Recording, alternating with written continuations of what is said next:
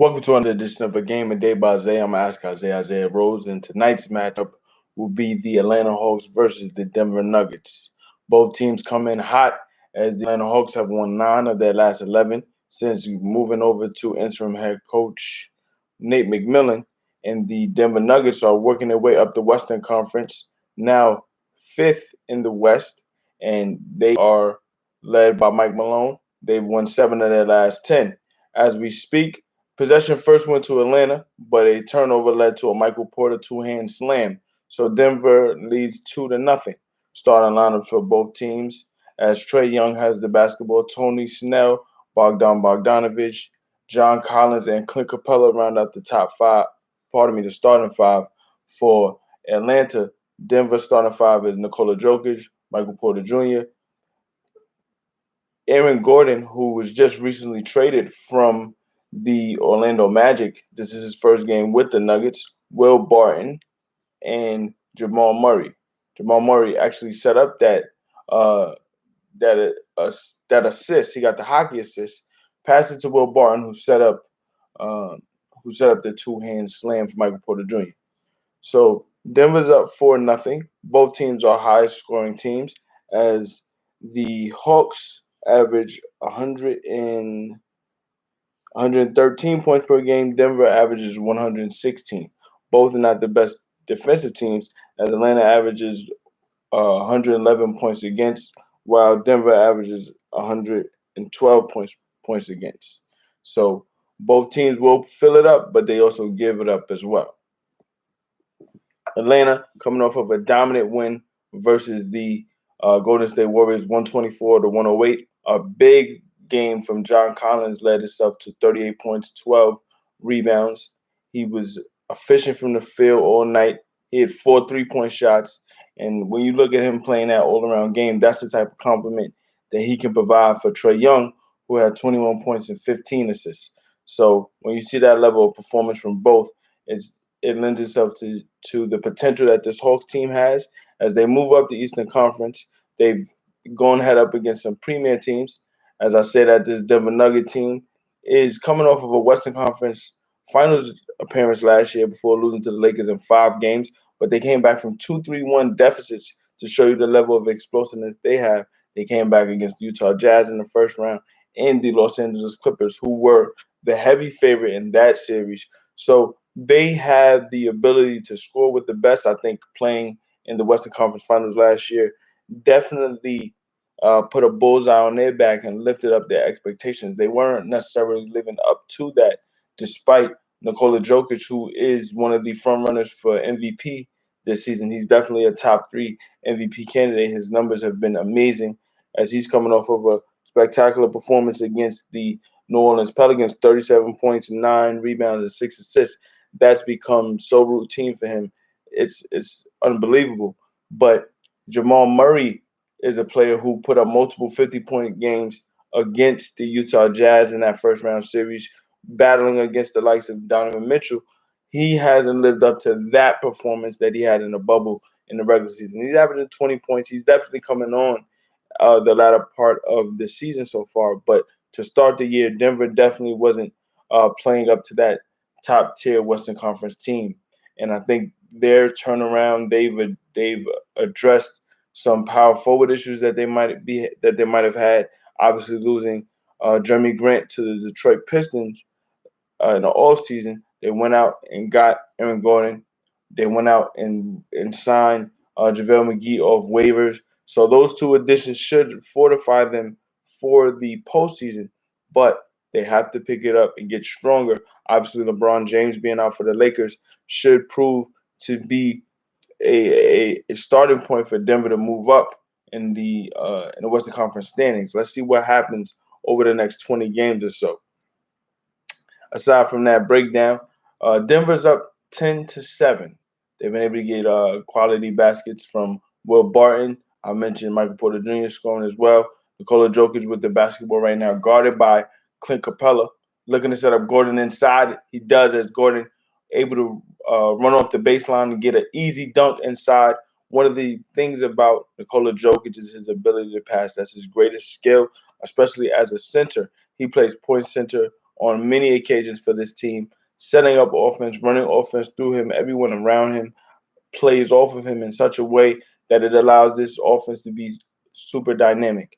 Aaron Gordon has been on Orlando for 7 years. He's rarely been able to truly say that the Orlando team that he had been on was a contender. This is his first opportunity to fight and compete as a contender. So let's see how he performs in a winning situation. Obviously, Orlando's been to the playoffs a couple of times, but they lost in the first round every time. So let's see what he does now that he's on a winning team that truly has championship expectations.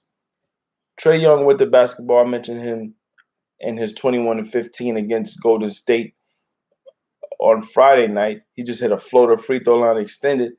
He's a player that obviously can shoot the ball like the likes of Stephen Curry and Damian Lillard, but I think for him, in his development, he's definitely locked in as a playmaker. Top three assist man in the league, averaging just over 9 assists per game.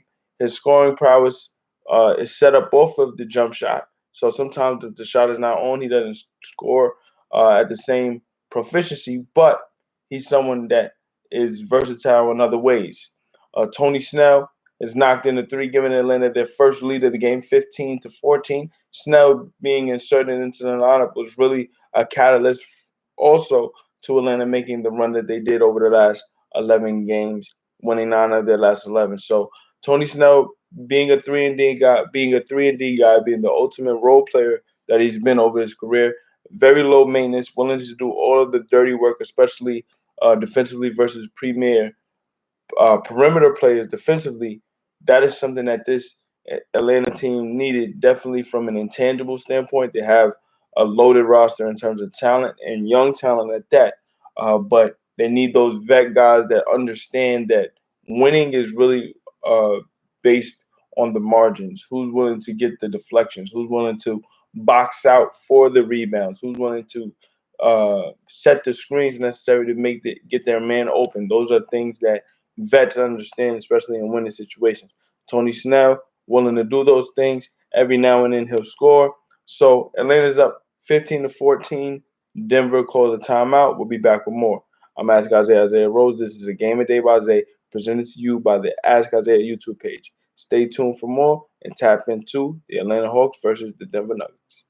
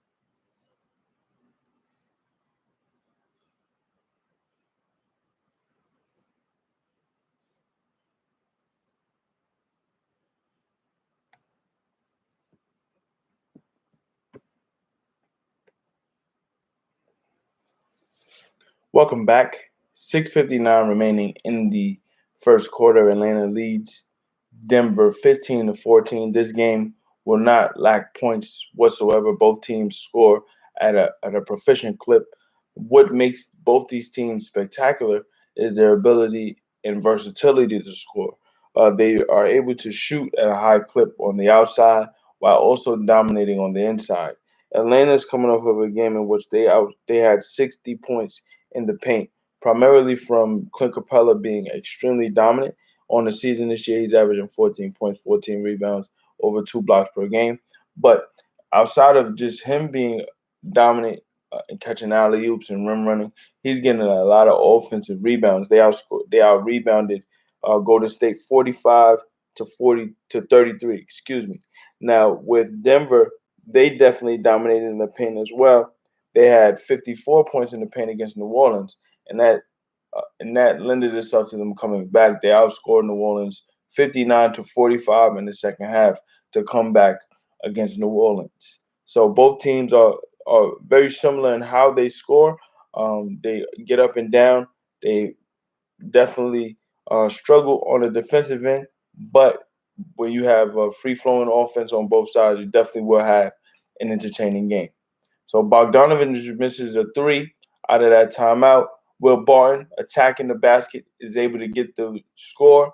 Will Barton has been around the league for a while now, a bona fide scorer in bunches. Um, Someone who has played both the starting role and the six-man role as Denver's X factor on a lot of occasions. He definitely can swing a game. At times, he could be a bit erratic with his shooting, but his effort is consistent, and I think he has one goal in mind, which is to put the ball in the basket. He doesn't complete the and one, but Denver's back ahead by one, 16-15, as we have crossed the halfway mark of this first quarter. John Collins guarded by Aaron Gordon. Fadeaway jumper, no good. Will Barton with the rebound, looking to push. He has Jokic ahead, goes to Michael Porter Jr. Porter Jr. working the baseline, kicks it back out to Jokic. They work it at the top of the key. Will Barton attacks with the left hand, off the glass, no good. Rebounded by Clint Capella. Trae Young crossover right to left, works the baseline, cut off by Jokic, kicks out to John Collins for three, and it rolls off the rim. So the hot shooting from three that we saw John Collins have on Friday night isn't quite there so far. It leads to a Denver Nuggets three-point opportunity from Aaron Gordon off the left corner. He doesn't get it to fall. So Atlanta comes right back, shoots a three. Trae Young knocks it down. Trae Young obviously being able to score with his intermediate game, utilizing the floater, that comes off of his ability to shoot. And that 3-point shot was a 30-footer right there.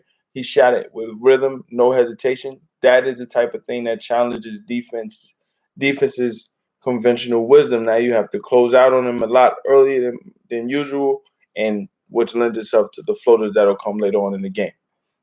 Inside, Jokic is able to score, so it's 18-18. Inside, Capella with the left hand able to score great big to big action off the post. Pass from Capella inside. He finds John Collins for the basket. Great backdoor cut from Will Barton, and he scores. So both teams definitely getting up and down really easily. Murray able to find Will Barton off that cut. And we got a timeout from head coach Nate McMillan, who doesn't like what he's seeing defensively. This game is tied at 20. We will be going back and forth, obviously. Great pass from Jamal Murray to set up Will Barton. Will Barton, basketball IQ, utilizing the backdoor cut. Bogdanovich didn't know what hit him, and we're back. We'll be back with more. From A Game of Day by Isaiah, I'm Ask Isaiah Rhodes. This is presented to you by the Ask Isaiah YouTube page. Stay tuned for more as the Nuggets in Atlanta fill up the box score.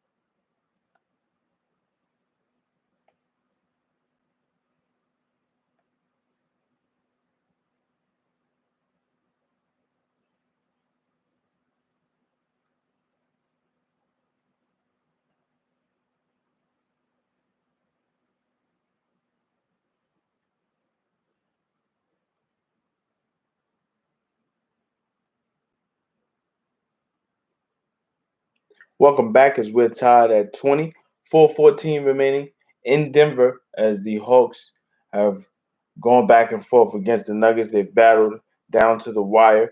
Uh, so far, the leading scorers on both sides as Clint Capella has 4, Bogdanovich has 5, Trey Young has 5, and John Collins and Tony Snell have 3. For Denver, Michael Porter Jr. has 5. Aaron Gordon has 4. Nikola Jokic has 2 points, 1 rebound, 2 assists. And Will Barton has 9. So Will Barton getting an early start. Um, and inside, off of the timeout, Trey Young able to set up Clint Capella for an easy basket. Inside, obviously, Trey Young draws a lot of attention, and he plays off of that ability to draw defenses and score early. Defensively, he jumps the passing lane and steals a Paul Millsap pass. Paul Millsap has to foul Danilo Gallinari before giving up an easy basket.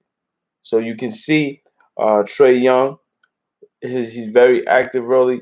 He's at the point of attack for everything Atlanta. He's the engine. He's the spark.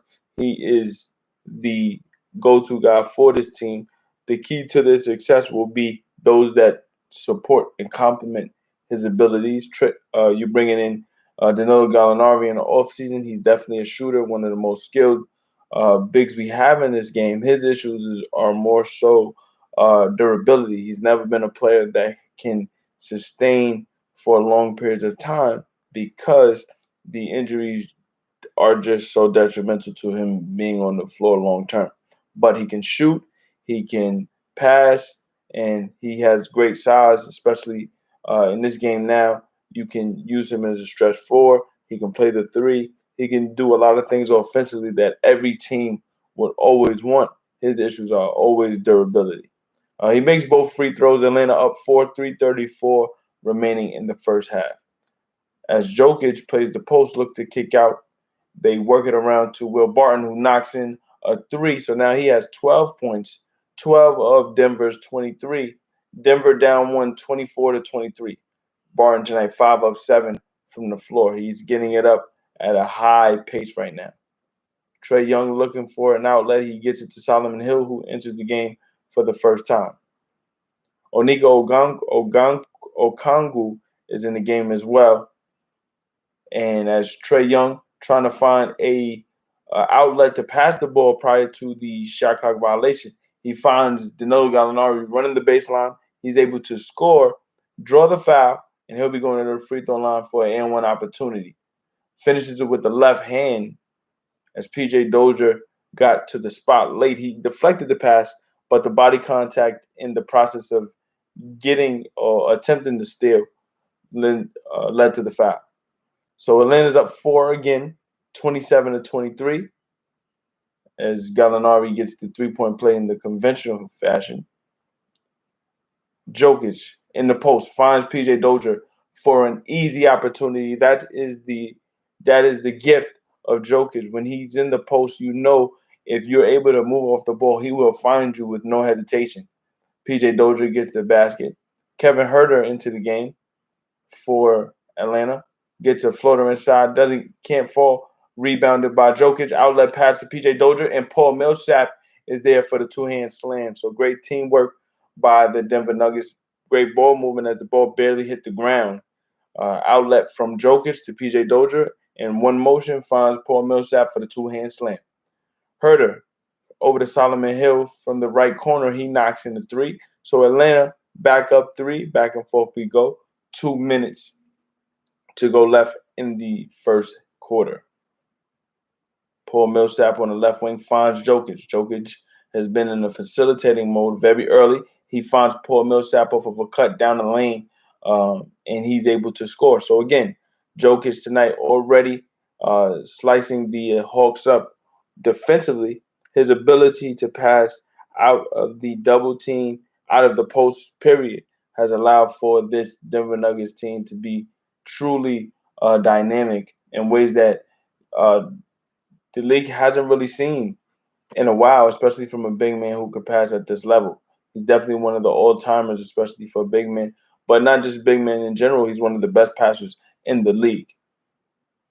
As Atlanta's fighting for possession, deflected by Jamal Murray. It'll stay with the Hawks. Great effort by Jamal Murray to dive for the loose ball. 30-29.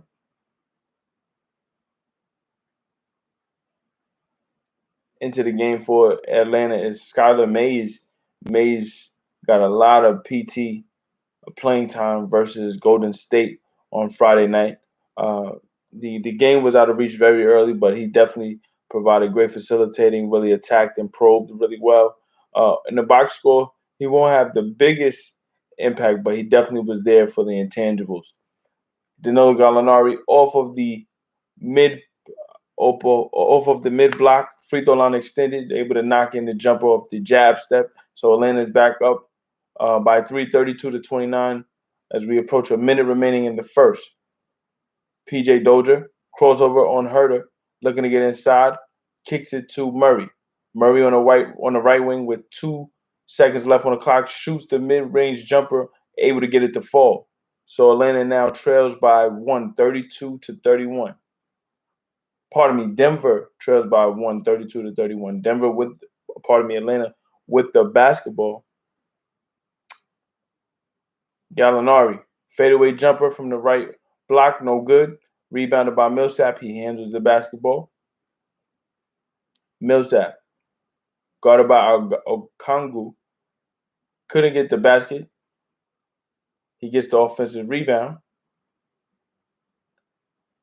Thought about a 3, takes the 3. Millsap can't get it to fall. JaMychal Green in the game has his offensive rebound deflected by Kevin Herter, and the shot clock is off. Atlanta's up 1. Mays with the basketball goes to Gallinari. Guarded by Millsap, kicks out to Mays. Mays thought about a 3, takes the 3 from the left wing, knocks it down. So it will be a 4-point game as we go into the second quarter. PJ Dozier tries to get a shot off at the end of the quarter. No good. So we go into the second quarter with Atlanta up 5, 35-31. Both teams getting the ball in the basket very quickly. At the start of the game so far, you have the likes of Jokic getting all the assists, really playing off of playing out of the post. His team is playing off him already with 4 assists. The likes of Will Barton has 12 very early, 7 shots already.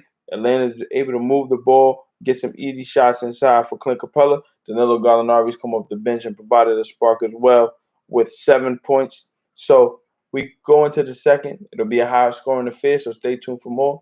This is a Game of Day by Zay, presented to you by the Ask Isaiah YouTube page. Stay tuned for more.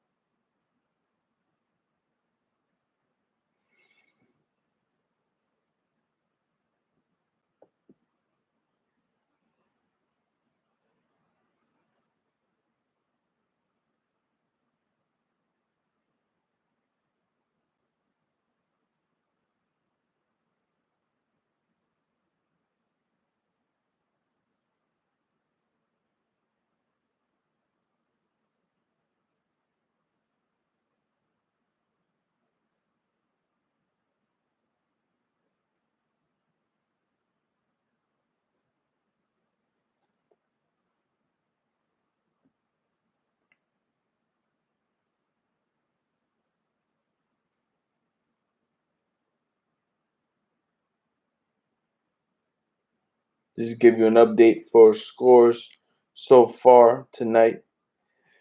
The early game, final OT, Phoenix defeated Charlotte 101-97. Phoenix second in the West, 31-14. Charlotte loses their first game without LaMelo Ball. They're 23-22. Portland defeats Toronto 121-117. This game currently going on. Atlanta's up by 4, 35-31 as we start the second quarter. And at 10 o'clock tonight, we have Orlando versus the Lakers. Orlando comes in with a record of 15-30. Obviously, they've cleaned house and start the rebuild. I mentioned Aaron Gordon tonight. They've also traded Evan Fournier and Nikola Vucevic, who is now on Chicago. So we'll see how their restart starts off tonight. The Lakers have added Andre Drummond off the waiver wire today, official at 5 p.m.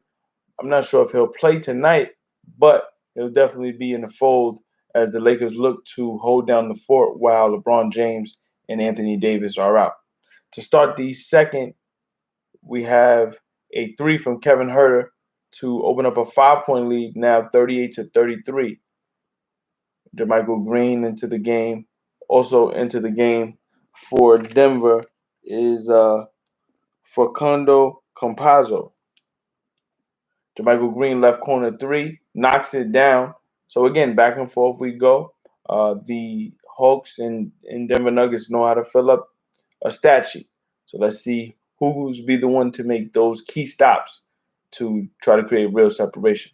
Herter tries to get another three to fall. He misses it, rebounded by JaMychal Green.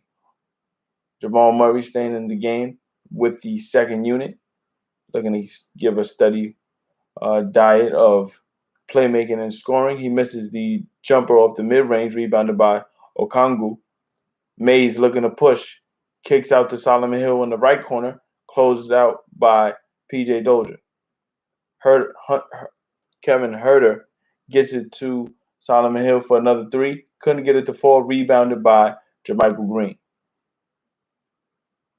So Campazzo works the right sideline, guarded by Mays, takes a screen from JaMychal Green, kicks it to Millsap, back to Green off the right wing. This time he knocks in another three. So 2 threes for JaMychal Green, playing the stretch four, showcasing his range. JaMychal Green has been a solid role player throughout his career. He's coming off of a stint with the Clippers, a Clippers team that was supposed to make the NBA Finals at least, definitely with the high-powered offense that they had, led by Kawhi Leonard and Paul George. But lack of chemistry lended itself to them losing in the fashion that they did. They blew 3 straight double-digit leads to blow a 3-1 lead over this Denver Nuggets team. And I think for JaMychal, he wanted to go to a team that had better continuity and allow for him to play his role without necessarily taking blame for every time, the Clippers lost. Green took a left wing three, couldn't knock that down, rebounded by Mays.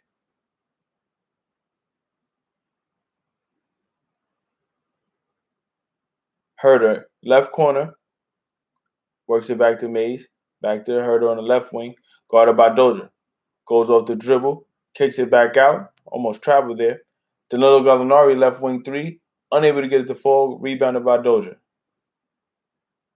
So it's a 1-point game. Denver's now up 39-38. Paul Millsap on the left wing, dribble handoff to Murray. Murray now guarded by Solomon Hill. Inside, what a pass to JaMychal Green. Can he finish? He does finish over Kevin Herter.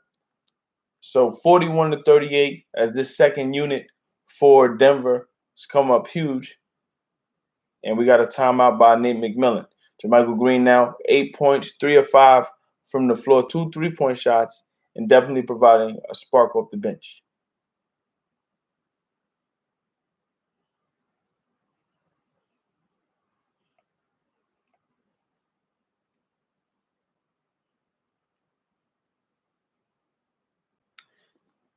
I just want to tie in some waiver wire talk. Obviously, with Andre Drummond going to the Lakers, that is a big, big deal in one respect. He's 27 years old. He's still very young. He's one of the best rebounders in this league. He's coming from the Cleveland Cavaliers, who didn't have a chance to win prior to the Cavs. He played on the Detroit Pistons, who didn't have a chance to win despite going to the playoffs a couple of times. So now he's in a winning situation with the potential to compete for a championship. Now he's coming into a Laker fold that is without Anthony Davis for an extended period of time and without LeBron James for an extended period of time. So he'll be asked to probably carry more of an offensive load while those two are out. But when LeBron comes back, you're going to see you're gonna see Drummond playing the pick and roll in ways he probably has never played, with the level of IQ that LeBron has, obviously with the passing uh, expertise that he has is second to none. So that's going to help his game in a lot of ways. But I think what's really going to help this team is that he's going to allow Anthony Davis to play the position that he's comfortable in, which is the power forward. When you have Anthony Davis on his team last year, he would had to play the five in a lot of instances because a lot of teams were challenging the Lakers and going small, and he was the only versatile big that they had that could defend on the perimeter while also providing the offensive punch that he does every night.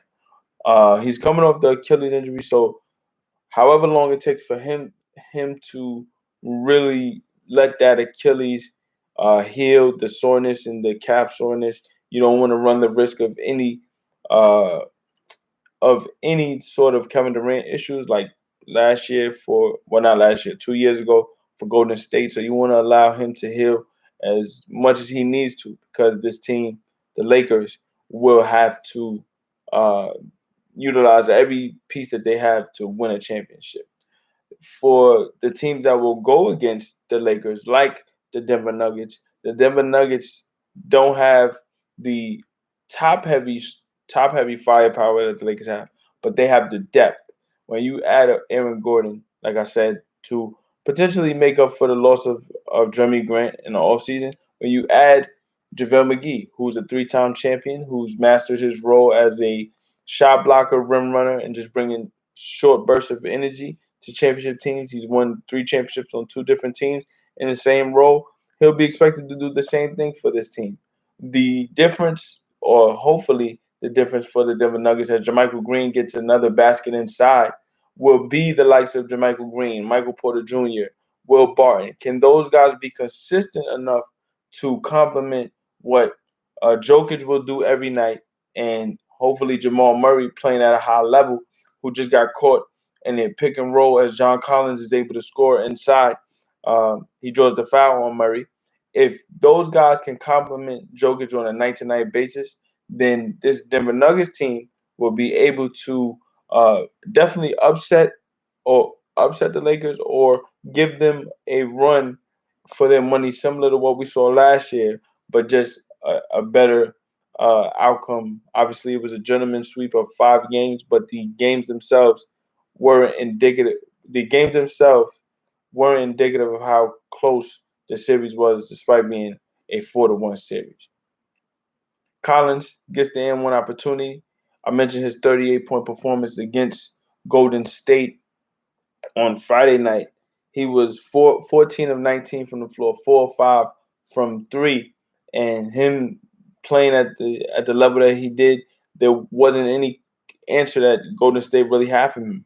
Whether they put Wiseman on him, put Draymond on him, it didn't matter. He was getting anything he wanted. And I think that is the potential that you would like to see on a consistent basis from a John Collins. Danilo Gallinari gets set up by Trae Young, straight away three, knocks it down. So Trae Young draws the attention off of the pick and roll, kicks it back out to the top of the key, where you see Danilo there. He knocks in the three.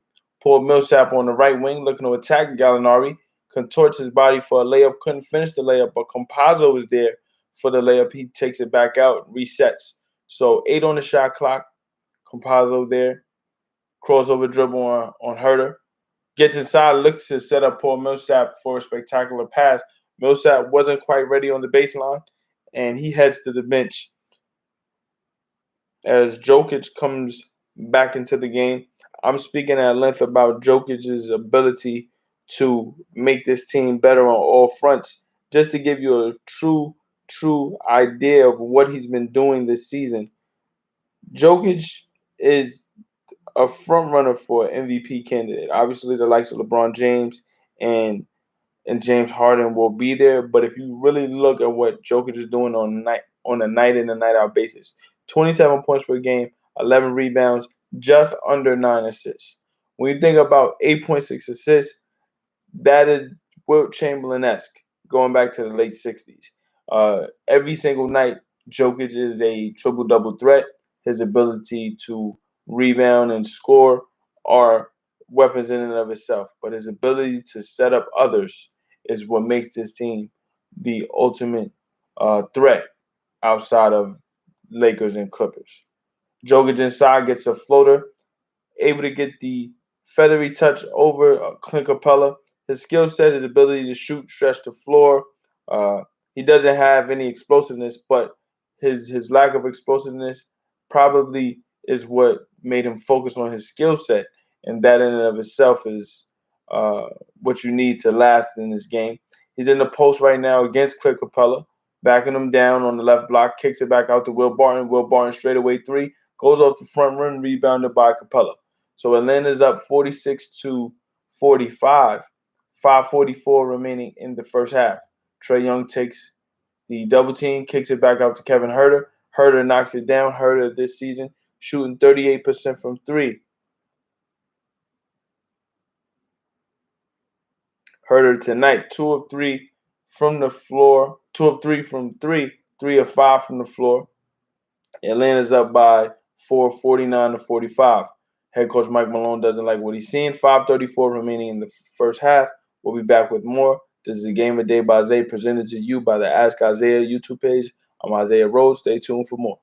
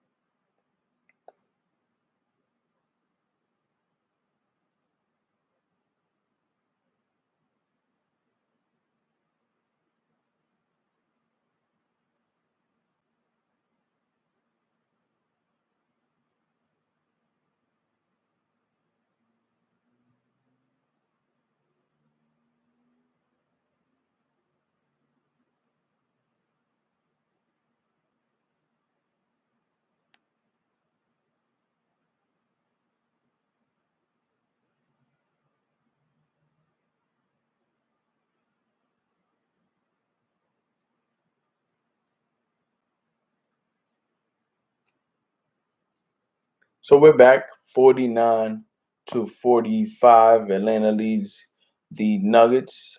I want to make a correction. I said Kevin Huerter is shooting 38% from three this year. Shooting 36%, but the 2 years prior, he was shooting 38%. A bit down from three, but I think the threat of him shooting is always there. He's definitely uh, a shooter for the Atlanta Hawks. They definitely have him, Trae Young. They tried to incorporate the likes of Cam Reddish throughout this season. He's dealing with an injury right now that has him out for an extended period of time. But being drafted out of Duke, he was supposed to be a shooter for this team as well. So let's see what he can do as he tries to build his career. Out of the timeout, Jokic gets a mid-range jumper to fall. Free throw line extended off of the left block. So it's a 2-point game again, 49-47. Jokic, 6 points, 3 of 3 from the floor, 4 assists. Herder guarded by Michael Porter Jr. was yet to really get going outside of the early baskets in the first quarter, excuse me. Bogdanovich floater inside, falls short, rebounded by Will Barton. Barton with his head up looking to push. In and out dribble going right, looking to kick out to Porter Jr., guarded by Herter. The 3-point shot for Porter Jr. is no good. Coming off of a big game for Michael Porter Jr., 25 points against against New Orleans, 5 of 6 from the floor. The offensive rebound for the Nuggets maintains possession, and Aaron Gordon is able to score on the left side of the rim. So game tied at 49. Aaron Gordon getting in the flow of the Denver Nuggets offense like he's been a part of the team the entire season. Missed three for Collins, goes straight to Michael Porter Jr. 4 minutes left in the first half. Looking to probe as Porter Jr. goes to Jokic. Jokic finds Gordon. Jumper goes off the top of the rim, hits the back rim, and falls right in. So Gordon, very comfortable with how they utilize him off of the ball. He can stretch the floor with the three every now and then. He's getting in the paint, finishing strong. So he's very comfortable with how Coach Malone is using him. Trae Young, probing, gets to the baseline, finds John Collins, but Collins wasn't ready for the pass, and Will Barton is on the run after a steal. He's fouled. So it'll be Denver possession. As we look at this Aaron Gordon basket inside. He's able to get that basket off of Bogdanovich. Then another basket. The free throw line extended jumper. He goes from the right corner, falls into the paint. Jokic finds him for a quick little mid-range jumper. So you see the versatility in his game. And off the pick and roll, Will Barton finds Jokic off of the bounce pass. Jokic scores. So it's a 4-point game, 53-49 as we approach 3 minutes remaining in the first half. Jokic looking for, Trae Young looking for Collins inside, has it stolen again by Will Barton. Straightaway three for Barton off the back rim, no good.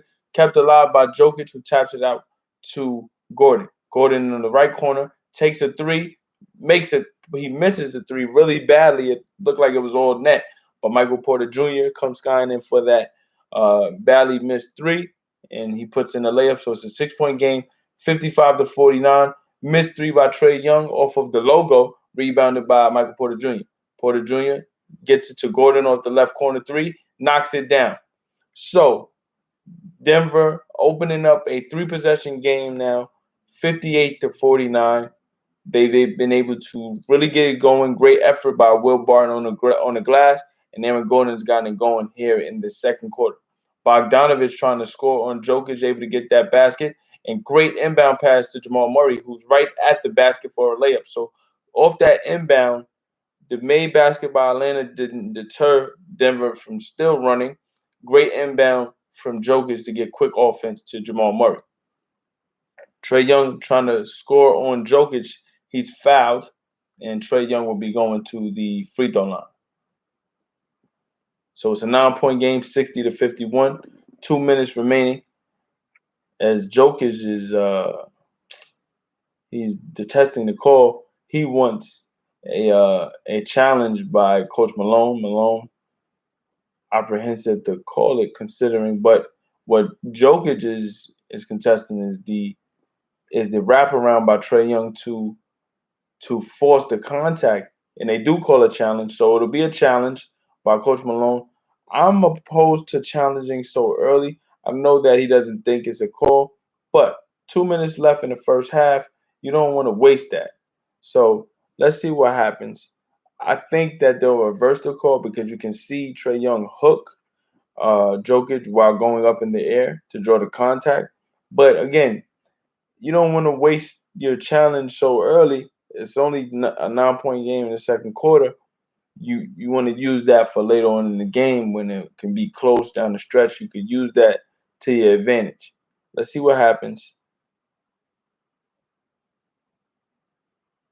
And I think what Atlanta is upset about is that the challenge came in so last minute because Trae was getting ready to shoot the free throw, and right when he was getting ready to shoot it, the challenge officially came in. So I think for Atlanta, they wanted a quicker challenge, but you can see Trae Young actually hook Jokic with his left arm before going up with the right, and they actually call the foul on Jokic, but you can see Trae hook Jokic to get that contact.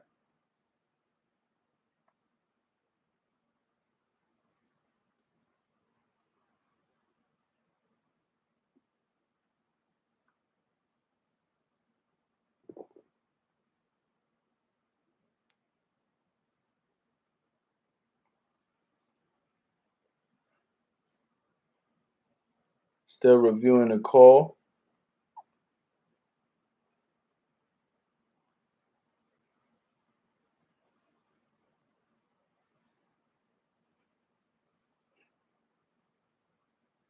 So they reversed the call, and obviously Nate McMillan doesn't like it at all.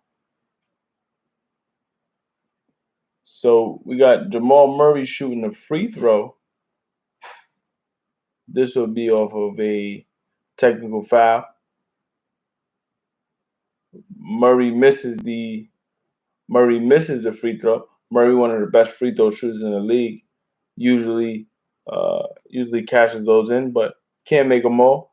He misses it. They reverse the call. It'll be an offensive foul on Trae Young. So Nuggets basketball as Jokic finds Michael Porter Jr. in the right corner.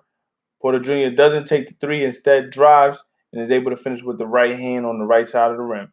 So 11-point game for Denver, 62-51. 140 left in the first half. Tony Snell goes to Collins in the post, and he's able to get that basket. Jamal Murray was easy prey there. Murray actually thought it was a high elbow there for Collins, but refs allowed for the play to go through. So Denver now on a 17-4 run in the last 4 minutes, but we got a turnover by Murray, stolen by Bogdanovich. He gets it to Trae Young. Trae Young misses the three, rebounded once again by Will Barton. He gets it up ahead early to Murray, who finds Porter Jr. Alley-oop opportunity was there, but he misses it. And then Trae Young steals Porter Jr.'s offensive rebound. So Atlanta down 9, 58 seconds left in the first half. Mismatch here by Trae Young as he has Aaron Gordon on him. He drives, has it deflected by Aaron Gordon. Bogdanovich in the post on Will Barton. Kicks out to Trae Young, step back three, misses it, rebounded by Porter Jr. So 37 seconds left. Porter Jr. for three, misses it off the front rim, but comes skying in will be Jokic.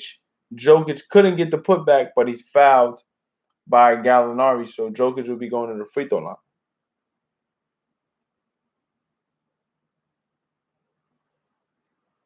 Jokic again this year has been so dominant, so consistent in all facets of the game. He's definitely been contributing to scoring, assists, rebounds.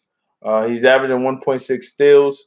He's only averaging 3 turnovers per game, considering how much he has the ball in his hands. That's exceptional. And with the Nuggets actually turning it around winning wise over the last couple of weeks, if they can get up to that third seed or even the second seed, you can see him potentially winning that MVP award. He goes 1 of 2 at the free throw line, and in response, Trae Young comes back with a floater. So it's an 8-point game, 63-55. Nuggets with the basketball. Jamal Murray is on the left wing, guarded by Trae Young. Thought about the screen, instead attacks the basket, floater inside for Murray. He's able to get it over the front rim and in. So it's a 10-point game. Denver leads. 4 seconds left. Trae Young with the basketball, pressured by Murray. Great defense by Murray. Trae Young still able to get the shot off. Doesn't go in at the buzzer. So Denver able to come back from a 4-point deficit going into the second quarter, goes into the half up 10. You look at how they were able to score. Big time efforts from that second unit to create that separation. And Jokic and Murray got it going late. As Barton goes into a half with 12 points, he had 12 in the first quarter, 5 of 9 from the floor. Aaron Gordon in the big second quarter, 11 points, 5 of 7 from the floor. Michael Green with 10. Jokic with 9, 6 assists, and 3 rebounds. Michael Porter Jr. with 9 as well. For Atlanta, they got great contributions from the likes of Capella with 6.6 rebounds. Trae Young had 7. John Collins had 8. Wasn't able to knock down as many threes in this game as he was in Golden State, but his 8 points was good. Danilo Gallinari had 10 points, a huge start to the game, especially in the latter part of that first quarter going into the second. But again, that second unit for Denver really created that separation, and you saw a big second quarter from Aaron Gordon to really help the Nuggets go into the half with a double-digit lead. So we'll be back with more. This is a Game of Day by Zay, presented to you by the Ask Isaiah YouTube page. Stay tuned for more as the Denver Nuggets lead the Atlanta Hawks by 10, 65-55.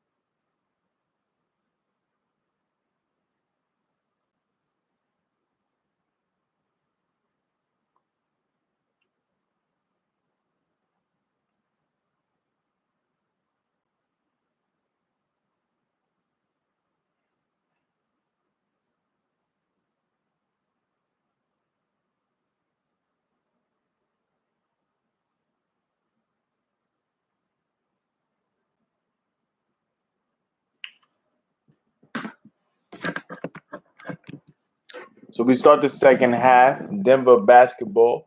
They're able to get a two-hand slam from Aaron Gordon, set up by Nikola Jokic. Gordon tonight, 13.6 of 8 from the floor. He's been able to get great baskets set up for him by Jokic and others just by being active, moving off the basketball, and finding the spaces. Missed by Atlanta, rebounded by Jokic, looking to set up Michael Porter Jr. on the right wing. Step back, thought about a jumper, goes to Jokic. Jokic gets a great backdoor opportunity for Barton, but he wasn't quite ready for the pass. It was a tight window, so stolen by Trae Young and the Hawks. 11 minutes left. Hawks actually started this game very hot. And he went into the second quarter up 35 to 51. But the Nuggets able to keep their high-powered, potent offense on go at all times. Got great contributions from their bench and really created the separation we see now. Bogdanovich, off of a miss, got the offensive rebound and put back, so it's a 10-point game, 67 to 57, Nuggets lead. Cross-court pass from Jokic to Murray in the right corner, jab step on Trae Young, takes the trap, gets it to Aaron Gordon, who finds Michael Porter Jr. in the left corner for three, and he will be fouled. What a pass from Aaron Gordon on the run. The initial pass from Murray to Gordon was quick. He saw a quick closeout from Tony Snell on the way to stop the layup, and in the process of catching the ball, went straight to Aaron Gordon on a dime in the left corner for three. He's fouled and will be trying to complete a 4-point play, which he does. So great pass set up there from Aaron Gordon. Aaron Gordon's fitting in seamlessly like a glove on this Denver Nuggets team. Obviously, he's motivated to contribute to a winner. And Clint Capella misses a layup, rebounded by Nikola Jokic, playing that point center position, finds Jamal Murray, thought about a three from the left wing instead, will set up at the top of the key, goes into the paint, fadeaway jumper, free throw line extended is good. So the Nuggets starting to put that pound for pound on Atlanta right now, up by 16, 73 to 57. Jamal Murray only 6 points tonight, 4 assists, but he hasn't had to be prolific so far because the Nuggets have gotten so much balance. As Trae Young looked to set up Collins inside, it's deflected by Gordon. Collins reasserted the dribble, went strong on Collins, went strong on Jokic, excuse me, and he wasn't able to score. He got it deflected out of bounds. So it'll be Atlanta basketball. Baseline extended on the inbound to Bogdanovich. Up fake on Gordon off the glass. No good. Rebounded by Porter Jr. Porter Jr. pushing.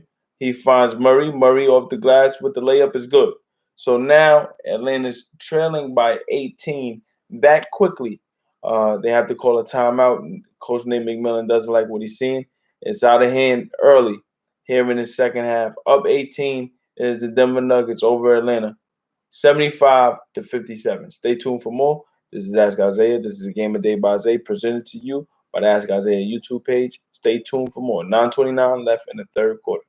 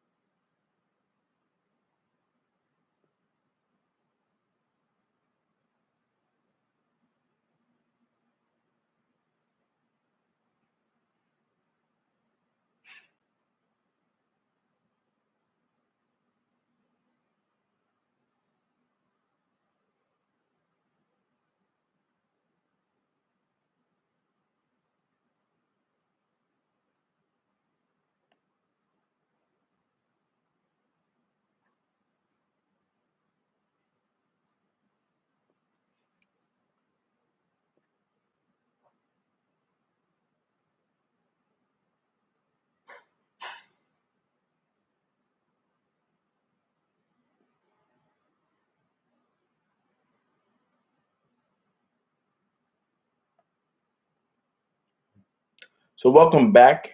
As Denver has opened up an 18-point lead, a lot of that has been built off of the Nuggets getting out and running.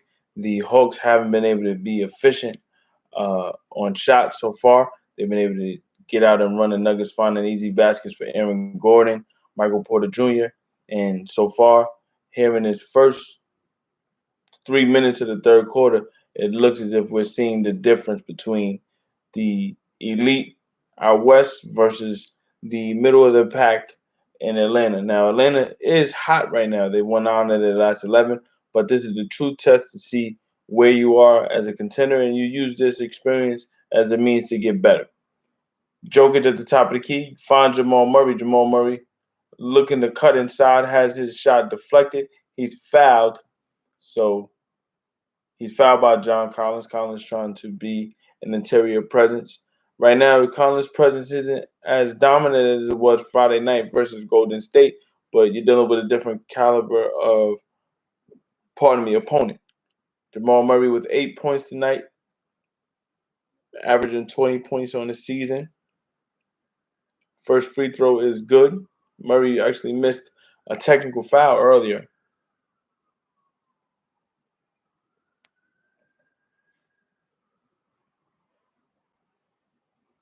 Second free throw for Murray is good. So 20-point game now. Denver leads Atlanta 77-57. Murray, pardon me, I said he had 8 points. He had 10 points. So he has 12 on 5 of 8 shooting. Trae Young hits a 25-footer to cut the 20-point deficit to 17.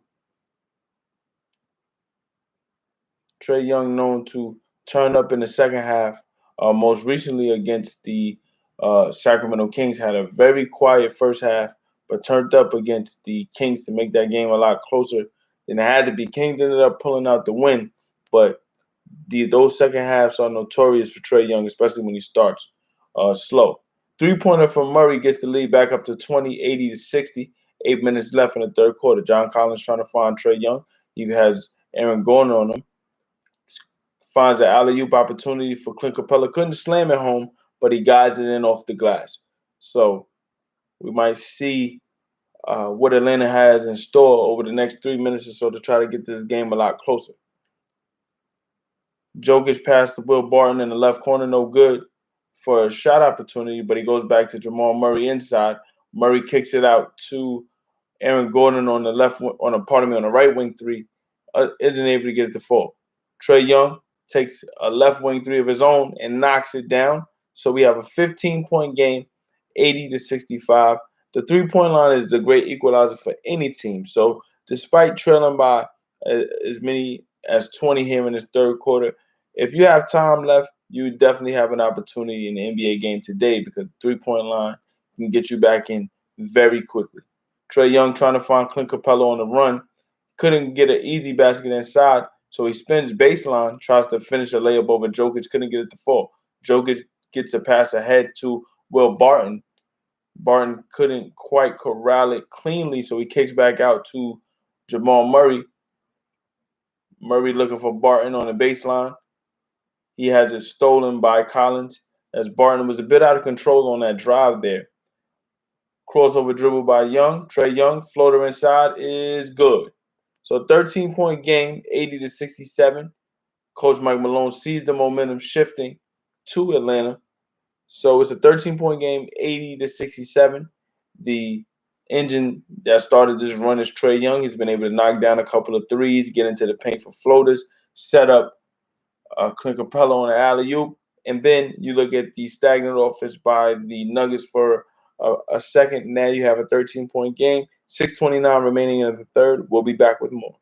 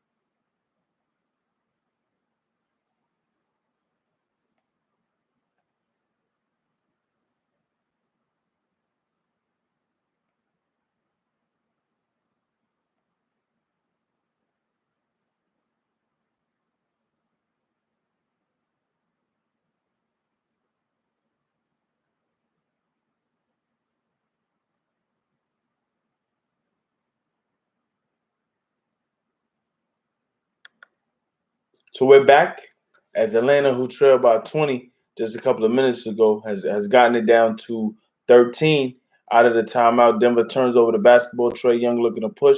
Slowed down by Jamal Murray. He has to get it to Gallinari. Top of the key, Gallinari back to Trae Young.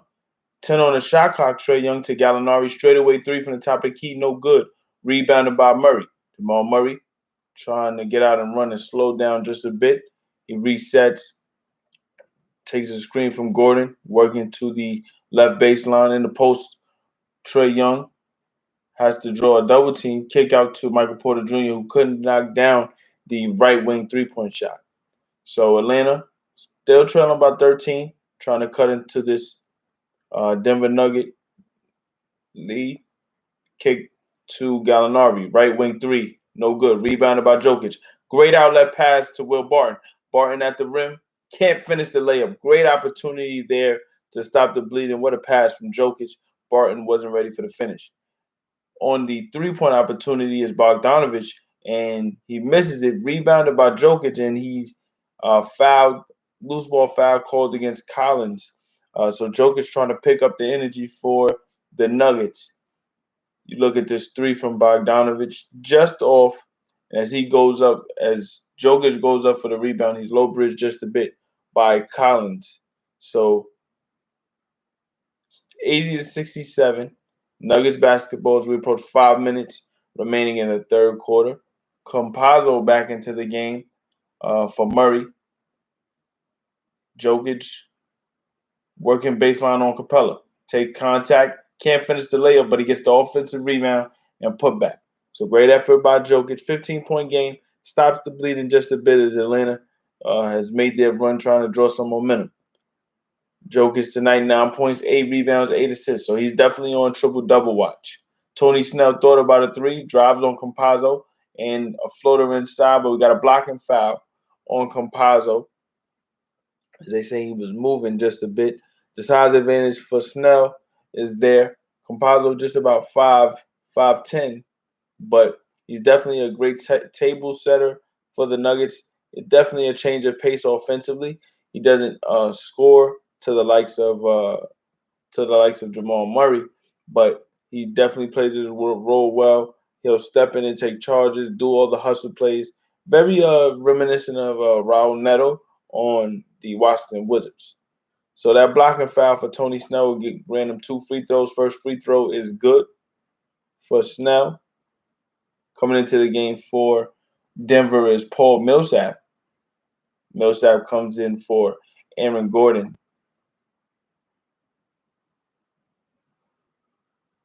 Second free throw for Snell is good. So back to a 13-point game, 4:39 remaining in the third quarter. Campazzo looking to attack, kicks it to Jokic. Jokic straightaway three, knocks it down. So he's now at 12 points tonight. All he needs is 1 more assist and 2 more rebounds, and that's another triple-double for Jokic. Crossover by Trae Young, looking to attack. Thought about an alley for Clint Capella. He probably was better suited getting the alley-oop. He tried to hesitate, go baseline, and then dump it back off to Capella, but in that dump off, it was a turnover as Capella wasn't quite ready for the pass. Campazzo goes back up top to Jokic, who has Trae Young in the post. Floater inside, easy basket as Trae Young had nothing for Jokic defensively. We look at the points in the paint. Again, Denver able to exploit another opponent in the paint. They're coming off of 54 points in the paint against New Orleans. Tonight already 44 points compared to 22 points in the paint for Atlanta. Michael Porter Jr. looking to cross over Tony Snell, finds Will Barton on the right wing. He works it back to the middle, looking for Jokic. Jokic guarded by Capella. On the attack, Jokic floater off the right baseline. Can't get it to fall. Rebounded by Trae Young. Young tried to get Atlanta going the early part of this third quarter to get the deficit down to 13. Now back up to 18. As I say that on cue, Trae Young gets a floater to fall. So it's a 16-point game with 3 minutes left in the third quarter. Jokic, dribble handoff to Barton. Barton jab stepped on Kevin Herter. Draws two defenders, kicks out to Jokic. Straightaway three is no good. Offensive rebound by Michael Porter Jr. Fadeaway jumper, good. It's a great effort by Michael Porter Jr. to save that possession, able to get an opportunity to score. And I like to see Michael Porter Jr. finding different ways to score outside of just 3-point shots.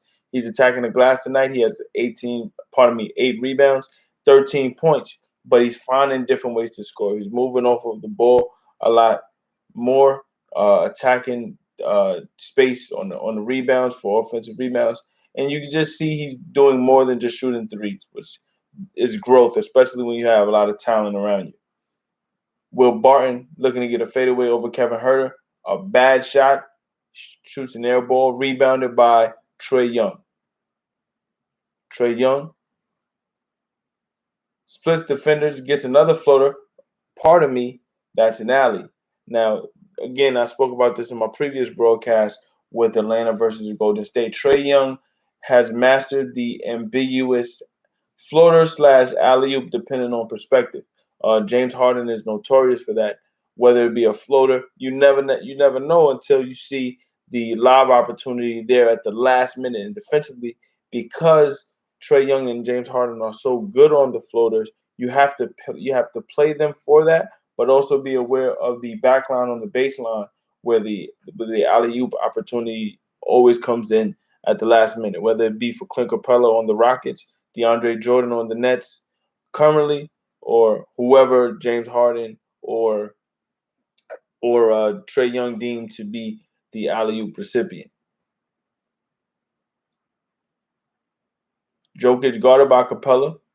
Jokic using the post. Great footwork inside. Can't finish the up and under layup. Offensive rebound once again for Michael Porter Jr. Great effort there to get a reset. He goes to Paul Millsap, who attacks off the dribble. Gets it in one opportunity as Tony Snell was in a vulnerable position. Paul Millsap finding ways to contribute. Obviously, at the latter part of his career, this is what we call the twilight years. But he still has that vet savvy that the Nuggets want to keep around just to maintain a championship mindset. So Millsap able to get it to fall with the left hand. He'll go to the free throw line. Millsap's best years can be traced back to Atlanta. He was always a very solid player, even going back to his Utah Jazz days. But the peak of his career was with the Atlanta Hawks for a number of years. Tonight, 9 points, 4 of 7 from the floor, playing in limited minutes, obviously with Aaron Gordon being being uh, being acquired a couple of days ago. He's definitely going to fall back on the depth chart at that power forward position with the likes of him, Aaron Gordon, and Jermichael Green there. But again, all the depth that the Nuggets have acquired over the last couple of days, along with the talent that they already have, should put them in position to be a Western Conference contender. Jermichael Green at the rim can't finish the layup. Offensive rebound is there for Jermichael, and he puts it in. So Jermichael Green continues his great game. He started the game really, really well, scored 8 quick points. Since then, he's slowed down just a bit, but that's not for lack of trying. More so, everything opened up for everyone else.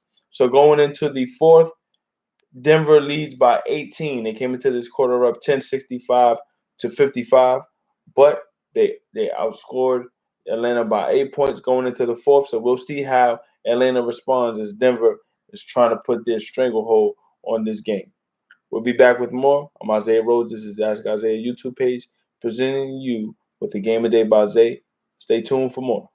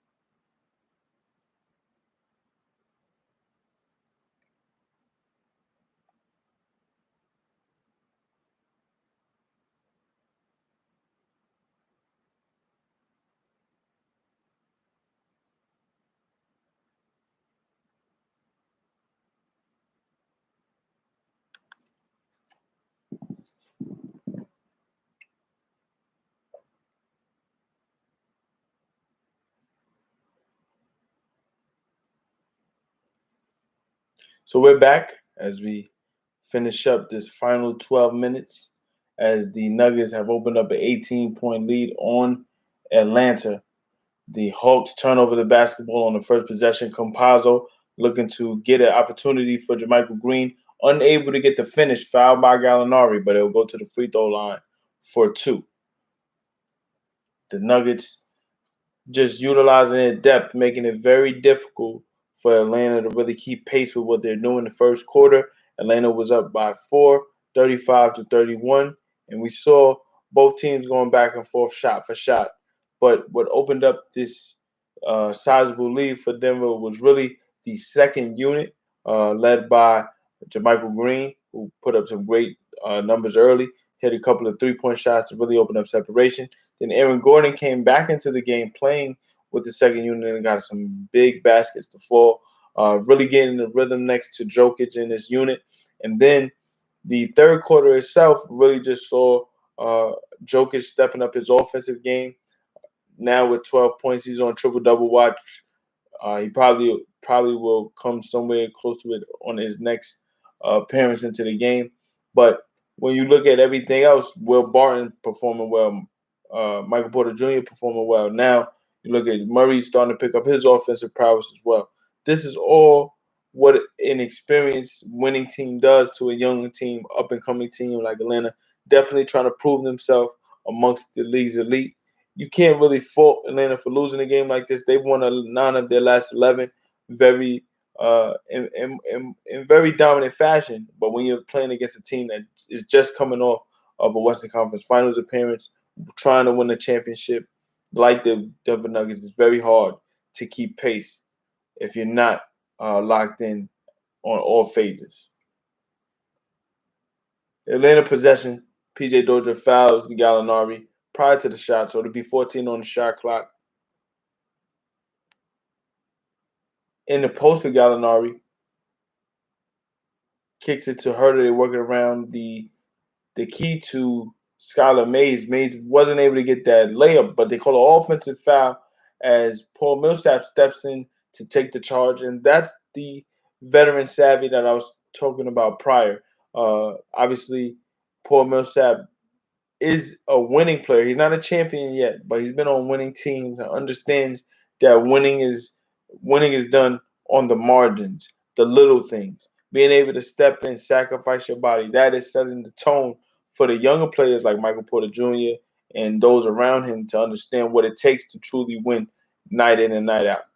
Jamal Murray mid-range jumper over Solomon Hill is good. Solomon closed out, but so much you could do against a player with so much skill. 21-point lead, 100-79. Jamal Murray tonight, 7 of 10 from the floor, 17.4 assists. Kevin Herter kicks it to Mays. Mays misses a three very badly, rebounded by Jermichael Green. Murray, left wing, guarded by Hill once again. 13 on the shot clock. Off the dribble, 3 for Murray. In and out, no good. Rebounded by Capella. Herter. Looking at the right wing, we get a timeout call by Coach Nate McMillan. 21-point game, 100-79. 9:51 remaining in the fourth quarter. So just to give you an update on scores around the league. Currently, right now, the Lakers are playing the Orlando Magic. The news of the day for the Lakers, they've acquired Andre Drummond off waivers, and he'll definitely be an added addition that the Lakers need, especially on the front line, while Anthony Davis is out dealing with Achilles soreness and a calf injury as well. So just to give you an update, once again, Lakers up by 7 over Orlando, who cleaned house. I mentioned Aaron Gordon all night. He's been a great presence for the Denver Nuggets. They've also traded Evan Fournier to Boston while trading Nikola Vucevic to Chicago. So they're definitely rebuilding and trying to reset their winning trajectory. Uh, the Portland Trail Blazers defeated Portland earlier tonight, 122-117. Phoenix defeated Charlotte in overtime, 101-97. Both teams have been hot of late, and you look at what Phoenix has done this entire season, led by Devin Booker and Chris Paul, they're second in the West at 31-14. So looking at what the Kings have done, they've done a lot of what they've done under the radar. Obviously, you're looking at Chris Paul coming from Oklahoma City. He's coming in to bring that winning attitude to a young team who is desperately on the cusp and wants to win. Devin Booker is a young player who's yet to make the playoffs, and he's trying to assert himself amongst the league's elite. The only way you can do that is win. So you bring in a consummate winner like Chris Paul, who gets others involved easily. He's so competitive. He, along with the likes of head coach Monty Williams, who's a proven coach in this league on multiple teams, resetting teams and resetting cultures. He brings in that attitude to complement Monty Williams, and we see what they've done. They've added Jay Crowder, and to see them at second in the West, while the Clippers have had some issues in up and down this league, up and down this year, Denver being up and down this year, for them to be steady rolling as the second seed in the Western Conference shows you the impact of Chris Paul and what the dynamics of that Phoenix Sun team can be going forward. And the playoffs, we'll see. Obviously, with the Lakers dropping in standings, there's a possibility that the Lakers can play the Suns in the first round. I still would bet on the Lakers just because they have LeBron James and they're coming off of the championship. But I do expect Phoenix to play whoever they play in that first round very, very tough. Out of that timeout, though, Atlanta trying to get an easy basket. They find John Collins under the basket. He's fouled by Paul Millsap, preventing an easy layup with 8 seconds left on the shot clock. Collins tonight hasn't been as effective as we saw against Golden State. Golden State's game, he had a career high 38 points. He was 14 of 19 from the floor, hitting multiple three-point shots, just showing tremendous versatility. Tonight, just 9 points, 5 rebounds, 2 assists, and 1 steal.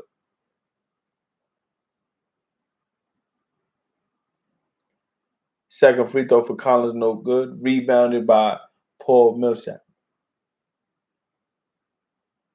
Collins, 3 of 9 tonight, just hasn't been able to get it going. Campazzo sets up JaMychal Green for 3, and he knocks it down. JaMychal Green is an unsung hero tonight. He's just been playing flawlessly. He's been able to knock down key shots, 2 3-pointers tonight. 13 points, 5 of 8 from the floor. He's been in the post or been in the paint, finishing baskets. He's knocking down the outside shot, just giving tremendous energy. And that is the type of player you want to have on your team. I mentioned him as a member of the Los Angeles Clippers last year. He was really there to fortify their bench, and I thought that he played his role really, really well. But the lack of chemistry that the top-heavy Clippers had, like uh, Paul George and Kawhi Leonard, really affected the group going forward in the latter part of the season. JaMychal Green gets a steal on cue. He has an opportunity to finish at the basket, but fouled by Solomon Hill to prevent an easy opportunity. Great steal there as Kevin Huerter tried to drive down the lane. Green gets his hand in, steals the basketball. He'll be going to the free throw line for 2. Free throw is good by JaMychal Green. So now it's a 24-point lead. And when you look at this type of lead, Mike Malone is probably going to be conscious of putting Jokic back in, considering how dominant the Hawks are right now. Pardon me, the Nuggets are right now. It would take a tremendous comeback to even bring the big wigs of the Nuggets back into this game. Trae Young looking to probe against Campazzo, kicks it out to Huerter. 10 on the shot clock. Huerter closed out by P.J. Dozier. Great defense by P.J. Dozier. Trae Young with 4 seconds on the shot clock has to get a shot up. Kicks it across to Huerter, but it's deflected and stolen by Jamal Murray. Murray is fouled by Gallinari, preventing an easy layup there. So great defense by the Nuggets on the perimeter as they're closing out and really hounding Trae Young at every opportunity. Kevin Huerter has been placed in playmaking positions that maybe he's not the most comfortable with under this level of pressure. He has a number of turnovers tonight, and that hounding defense by P.J. Dozier forced him to pass it back to Trae Young. Trae, under pressure, tried to kick it across court, and the deflection by Compazzo led to the Jamal Murray steal. 10 seconds left on the shot clock for the Nuggets. They have to get a shot up. Compazzo, looking to set up rather than shoot, finds Paul Millsap for a straightaway three. In and out, no good. And it's rebounded by Trae Young. So earlier in the third quarter, when the Nuggets got up by 20, Young started a run and got it down to 13. Can he do so in the next 8 minutes? John Collins goes to the basket off of a setup from Trae Young. He's fouled as Paul Millsap doesn't want to give up another easy basket. And Collins will be going to the free throw line. His most recent appearance at the line, he went 1 of 2.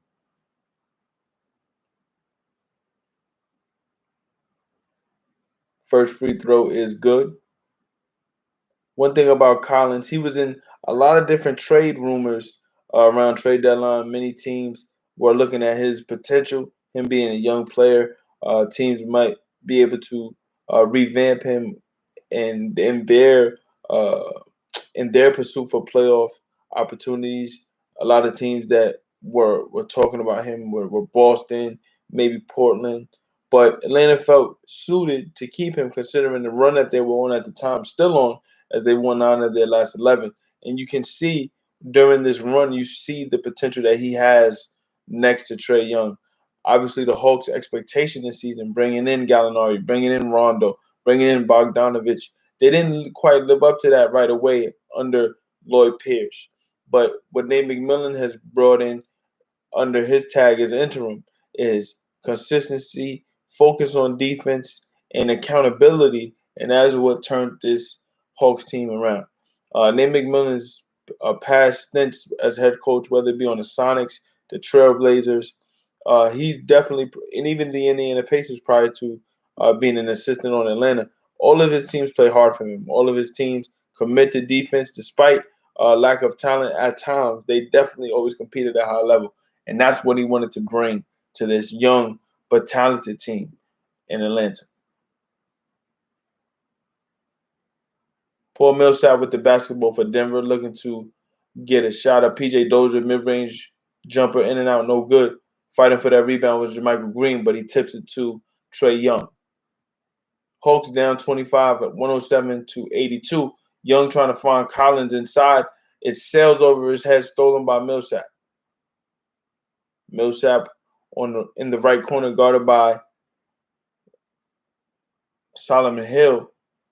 Millsap kicks it out to Jermichael Green. I couldn't quite see who that was at first. Michael Green shoots the three, misses it badly. Trae Young, inside floater, in and out, no good, but he'll be going to the free throw line for 2. Tonight, Trae Young just hasn't quite gotten it going. He's definitely giving maximum effort, doing everything he can. Tonight, he has 19 points, 7 assists, but he's really the only one that has it going. And usually, when you see the Hawks get it going at a high level, he's getting the assists, he's flowing. They've definitely trapped him at every turn in terms of the long 3-point shots, and when he has done so to get those threes off, the Hawks have always been down. So far tonight, he's shooting 3 of 7 from 3. He hasn't gotten to the free throw line yet, so these will be his first free throw opportunities. We'll see how those free throws can help him try to build some momentum toward the next game. Um, Losing by 25 right now, the game is pretty much out of reach unless the the Nuggets just completely just go to sleep over the next 6 minutes or so. Just to keep you updated on that current game as well. Lakers up by 10, 36-26. Leading scorer right now for the Lakers is Montrezl Harrell with 12. The Magic don't have much to fall on right now as Michael Carter Williams, James Ennis III, Dwayne Bacon, they're trying to keep it going, trying to salvage the season as best they can. But when you reset everything mid-season like this, you're basically left trying to put scraps together on the fly. Obviously, the Magic wanted to have a playoff team. They went into the bubble last year and tried to make it competitive. as best they could. It didn't work out. But they're dealing with a lot of different injuries. You're missing Jonathan Isaac. You're missing Mo Bamba.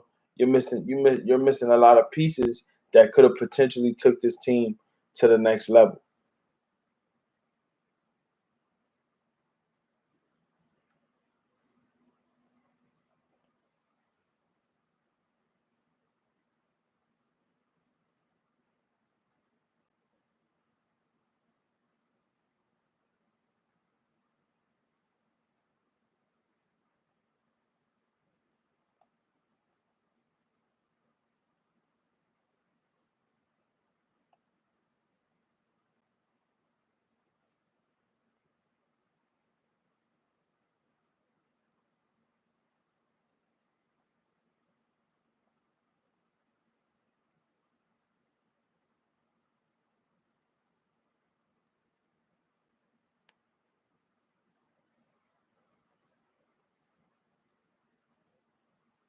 So we're back. Trey Young makes the first free throw. His first free throws tonight. Trey on the season averaging just over 25 points per game, third in the league in assists this year at 9.5 a game. He's coming off of a 21 point, 15 assist night against Golden State. So you know the prowess that he has. Unfortunately, tonight he just wasn't able to get things going. Nate McMillan, understanding the circumstance, trailing by 23, takes Trey out of the game, possibly for the last time tonight. 6:34 remaining in the fourth quarter.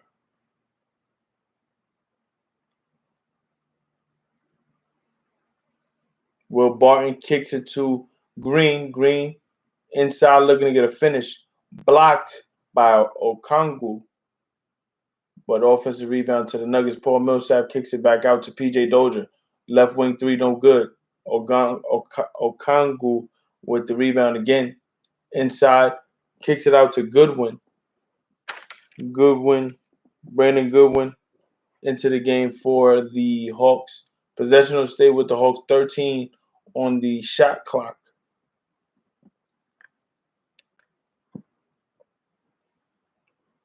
And once you get to these final minutes of a blowout like this, most teams, pardon me, they say it was a foul, so Okongu will go to the free throw line.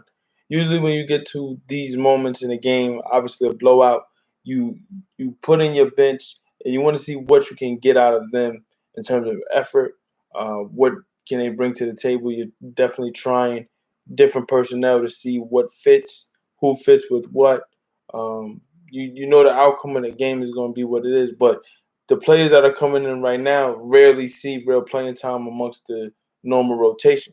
So you want to see if you can implement one or two of these guys in future situations in games that really matter. So for anybody that's getting in uh, at what they say garbage time of a game, you never want to look at it like that. You always want to look at it like an opportunity to prove yourself for future opportunities. Will Barton takes a free throw line extended mid range shot under duress. I'm not sure that was the best shot Coach Malone would have wanted, but he gets the shot up. He misses it. Solomon Hill looks to take a left wing three, unable to get it to fall. PJ Dozier, a young player on this Nuggets team who definitely contributed, especially to the latter part of last season in the bubble. He definitely contributed to what the Nuggets had going against the Nuggets. He provided some great minutes down the stretch of games 2, 3, and 4 as a defensive matchup. He's very versatile. He could defend multiple defenders. His issue down the stretch of those games was free throws. If he was able to make his free throws, a lot of those possessions for Denver would have changed the trajectory of the game, which came down to the wire, specifically game two, in which Anthony Davis hit a game-winning three from the left wing. That really saved that. I wouldn't say saved that series because they went up 2-0, but it definitely changed the trajectory of what the outcome would be because instead of 1-0, you go down 2-0, and instead of 1-1, you go down 2-0, and the Lakers have a clinch on the control of the series. Bobo into the game for the first time. Bol Bol is Manute Bol's son. Bobo got some minutes last year towards the end of the season in the bubble. He missed the majority of last year with a foot injury, but last year going into the bubble, he was utilized and showcased some potential. So far this season, this is more so his speed when he gets into the game. Ended the game out of reach, but he has shown the ability to stretch the floor. He can rim run. Obviously, being 7'3", he has the wingspan to make things difficult. The only thing about him at 20 years old, he hasn't grown into his grown man body yet, so he needs to get a little bit more weight on him for the NBA game. But at 7'3", you can't teach height. So Brandon Goodwin gets an easy basket. Hawks up 25, 113 to 88. Coach Malone trying to encourage this, I wouldn't say second unit, more like a third unit. He's trying to encourage them to keep their energy up despite being up by so much. 4:25 left. You still want to compete at a high level. So we'll be back as Denver leads by 25, 113 to 88. Stay tuned for more. This is a Game of Day by Isaiah presented to you by the Ask Isaiah YouTube page. I'm Isaiah Rose. Thank you for watching.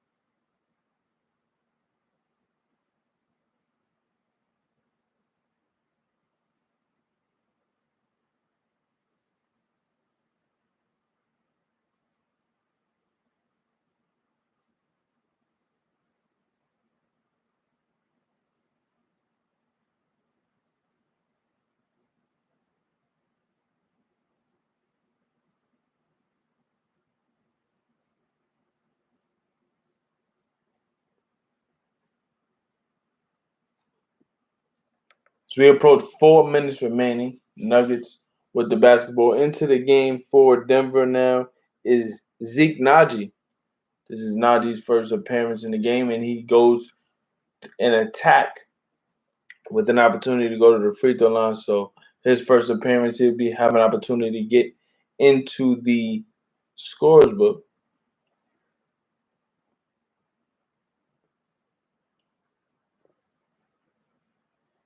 First free throw for Naji is good. Also into the game for Denver, Marcus Howard. So looking at the standings for the West, Denver is 27 and 18 right now.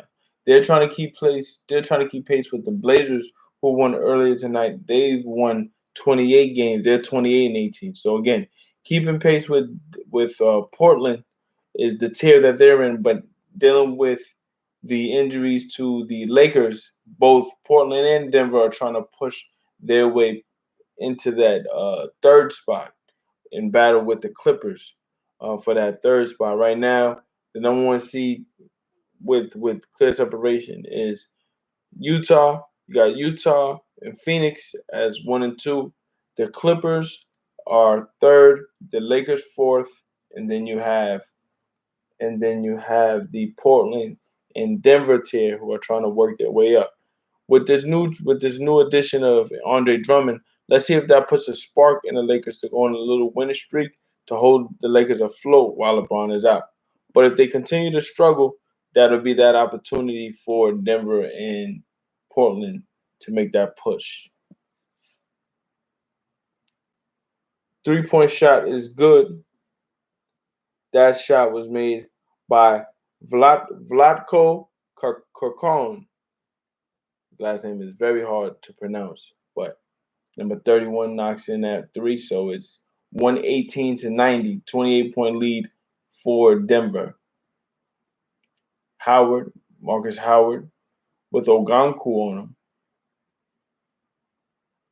Bo looking to get a floater inside, and that is the talent level you see from Bo. Able to catch that ball on the run, get in the paint, and contort his body in a way that you rarely see from 7'3" players.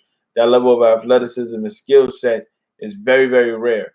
his whole thing is he doesn't really get opportunity to play because this Denver team, is so deep. Um, they're so deep, especially at that power forward position. You look at that and you say, "Wow, why don't they just use him as an asset, maybe to trade, maybe to set up something and get something that they might need in return?" But again, you don't want to give away your assets too early. These are the type of games where and opportunities where you might see an avenue to use Bobo later in the future versus elite teams under certain pressures. Skylar Mays for three, unable to get it to fall, rebounded by Bobo. Bo handling the basketball off the dribble, takes a three straightaway three, gets it to fall. So in these next 3 minutes or so, you're gonna see Bobo showcasing his skill set, showcasing what he could do. He takes a straightaway three, gets it to fall, 5 of 5. Pardon me, 5 points, 2 of 2 from the floor. Nuggets able to get a miss. Marcus Howard to Concard. He misses it. Pardon me, Concard gets it back to Howard, and Howard misses a three. So we've reached the 2 minute mark left in the game. 123 to 90. Skylar Mays out of control, attacking the paint, looked to kick out and get a three opportunity. Nathan Knight there to save him. He takes a straightaway three, unable to get it to fall.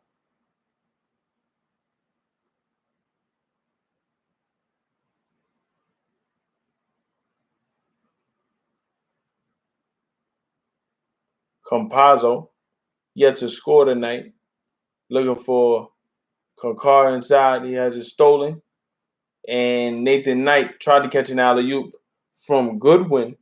Brandon Goodwin threw it a bit out of control there, but Knight will be going to the free throw line for two on that alley oop. Great effort there by Marcus Howard not to give up anything easy. As we look at the straightaway three from Bo. Good closeout there from Brandon Knight, but pardon me, Nathan Knight. But at 7'3", you look at that wingspan, he gets it up over his head. You can't even block that. There's nothing you can do.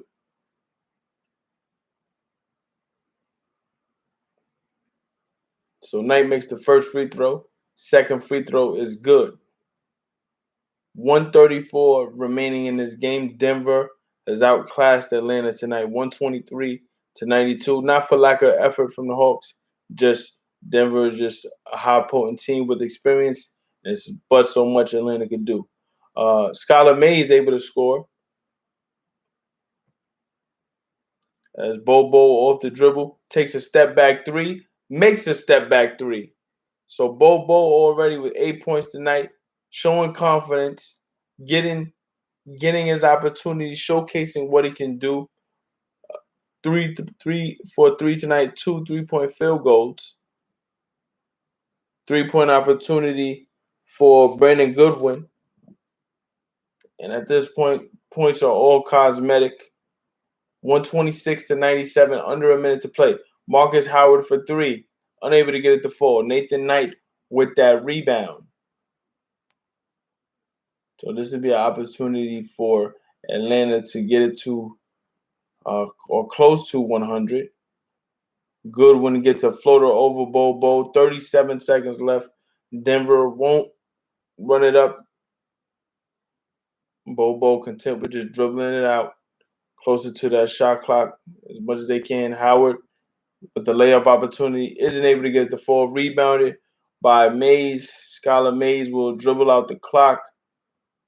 At the basket is a layup opportunity. That basket was made by Bruno Fernando with 15 seconds left, and Fernando will go to the free throw line as Najee fouls him. We look at this replay from Bobo. Crossover on Nathan Knight. Once again, trying to close out on a 7-3 player with that type of wingspan. But so much you can do. So free throw is made. 126 to 102. Denver has defeated the Atlanta Hawks. The Denver Nuggets got great balanced scoring tonight from the likes of uh, Will Barton, who got him started very early. Aaron Gordon in his Nuggets debut played exceptionally well. Even when you look at Nikola Jokic, who wasn't really being aggressive as a scorer very early. He was more so focused on getting players involved, getting getting easy baskets for others. He ended up getting in double digits as well. Scored 16 points, 10 rebounds, 8 assists. Jamal Murray had 17 points, 4 assists, 2 rebounds. Will Barton had 12. All of those points were early. Aaron Gordon in his debut, 13 points. Michael Porter Jr., 15 points. But what I was encouraged by specifically with Michael Porter Jr. was his rebounding. His 10 rebounds, he attacked the offensive glass, got the Nuggets some easy possessions, some extra possessions, which showcased growth. A lot of times last year and even earlier into this year, if he wasn't shooting threes, he couldn't really contribute to a winning situation. Last in his previous game against New Orleans, he had an outstanding scoring game, 25 points, shot 5 of 6 from 3. Tonight, didn't get the same opportunities to score, but still contributed in a great way to a dominant victory. Also, unsung hero tonight, Jermichael Green. Jermichael Green played exceptionally well tonight, especially early. Got it going from three. He ended up with 20 points tonight, 20 points, 7 rebounds, 1 assist. He also got some great contributions from Paul Millsap as well. For Atlanta, they just couldn't get it going. Trae Young was the only one, and he didn't really uh, dominate outside of certain stretches where he tried to cut into big deficits. Tonight, 21 points, 7 assists, 5 rebounds. Clint Capella, 10 points, 8 rebounds. John Collins coming off of a career high 38 points against Golden State. Couldn't get it going tonight. 11 points. He only made one 3 pointer. I was going to say he missed all of his 3 pointers, but he was 1 for 4 from three tonight. And other than that, the Hawks just couldn't find anything outside of that first quarter where they were up by 4 going into the second. They went into the half down 10, went into the fourth quarter down 18, and they ended up losing this game by 24, 126 to 124. This is just the way the cookie crumbles sometimes. Atlanta still has won 9 out of their last 12, but the key is not letting these type of losses linger. Prior to these losses, they had tough losses to the Kings, which they were able to bounce back from. So you can see uh, Coach Nate McMillan didn't allow for close losses to affect what they will potentially be going forward. Let's see how they respond going up against a top tier team like Denver, who is 7-3 since the All Star break. They've won 8 of their last 10 overall. So when you see that, now you're thinking, okay, we didn't play well against this team, but we're measuring ourselves against the best. Let's see how we respond. We'll see how it goes. However it ends up, we'll be here to cover it. I'll be here to give you the play-by-play. I'll be here to give you the color commentary. I'll be here to take any questions you might have going forward about the NBA, anything you want to speak about. So, this is the game of the day. Atlanta versus Denver, 126 to 102. Denver defeated Atlanta. I'll be back tomorrow with another game a day by Zay presented to you by the Ask Isaiah YouTube page. Thank you for watching. Thank you for tapping in. Subscribe, leave comments, and let me know anything to improve or add on if you have anything to add. Thanks for watching. See you next time. Peace.